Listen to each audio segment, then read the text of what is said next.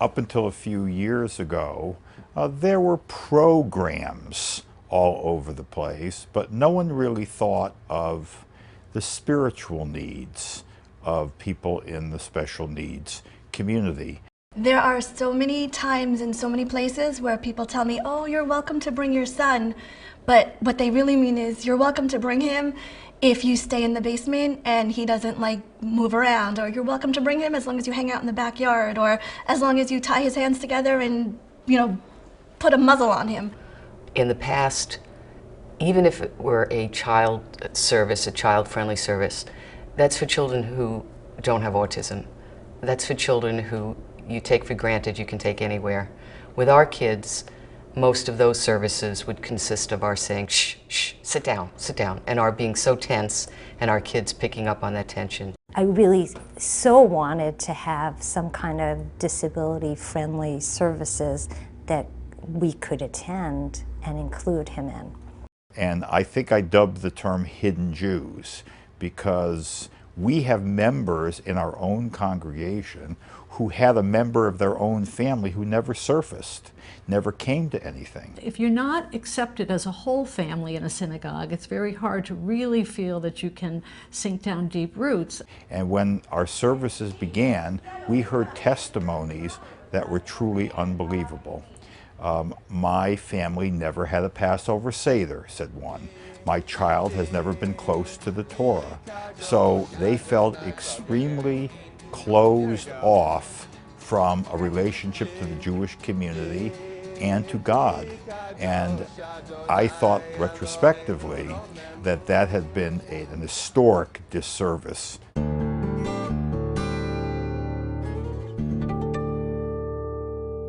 Once we actually have everyone seated, everyone's ready to begin, I'll usually then stand in front of the room, and the first thing that I'll do is simply welcome people.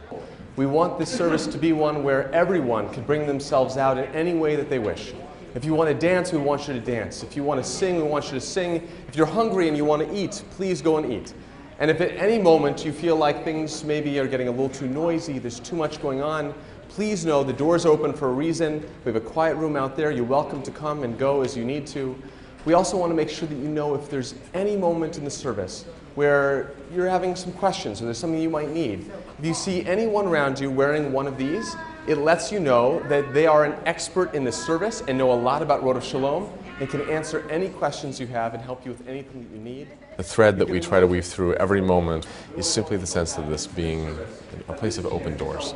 That no matter where they're coming from, who they are, that this is a place that cares about them, that accepts them, that welcomes them. One thing I very much want to convey is the joy in the room during a Shireinu service. There is such spirit.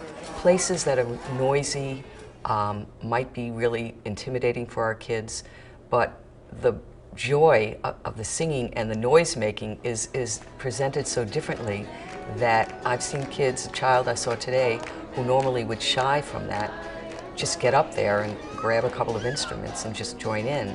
So it's really the atmosphere of acceptance, and the parents feel they don't have to worry about anything their kids do. And for us, there are no words that can express how much that means to us. While this is a service that is designed to accommodate a variety of needs, this is not just a service about special needs. It is a service that embraces special needs.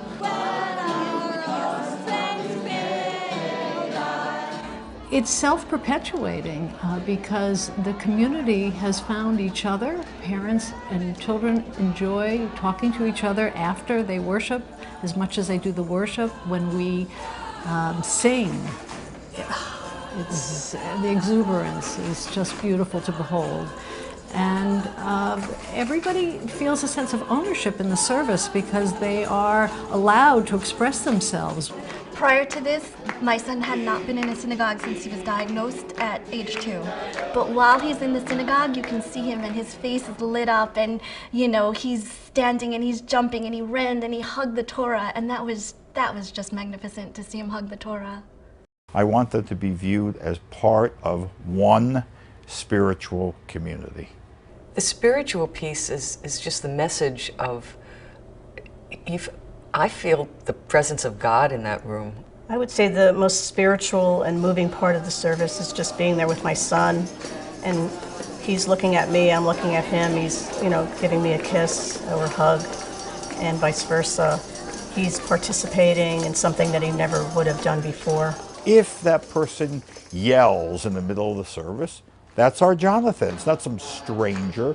So I want the congregation to know each other. Families with special needs kids are like a club. And at first, it's a club none of us wanted to join. And I feel that that club is celebrated in that room on a spiritual level. For the first time now, we can come together and celebrate our religion together. I think any congregation can do this. Every congregation has a parent, a sister, a brother, an aunt, a grandparent of someone with a disability. Every congregation has people who are interested in making it more inclusive.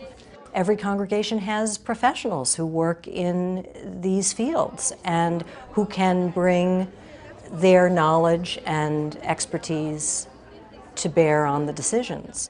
The phrase that keeps coming into my mind right now is the philosophy that we went with, which is, if you build it, they will come. There's so many elements to it, but the mechanics that we have put into place were so carefully thought out. We do have a template, we have a framework that can be replicated as long as it's adapted to any congregation, whether it's a Jewish house of worship or otherwise. You have to really reach out and ask the question, who is hidden amongst us? Who are those people who do not feel as if you are a caring community? You have to be reflective and honest about yourself. And when you discover these things, you have to figure out what you can do to make that change.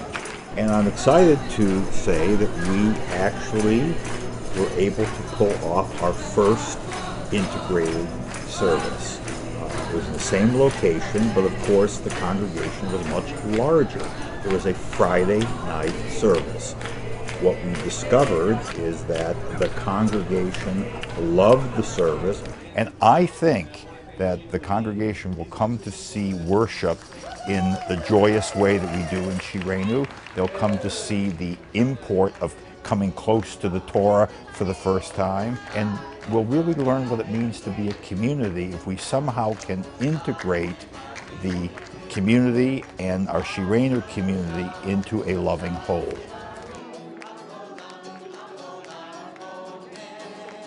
To me, that is the definition of a sacred spiritual community.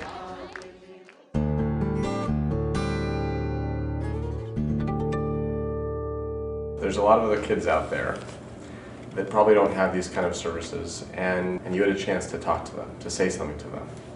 Other kids that might have difficulty communicating, might have difficulty being able to be understood. If you could talk to them, what would you want to say to them? Hi, Mommy.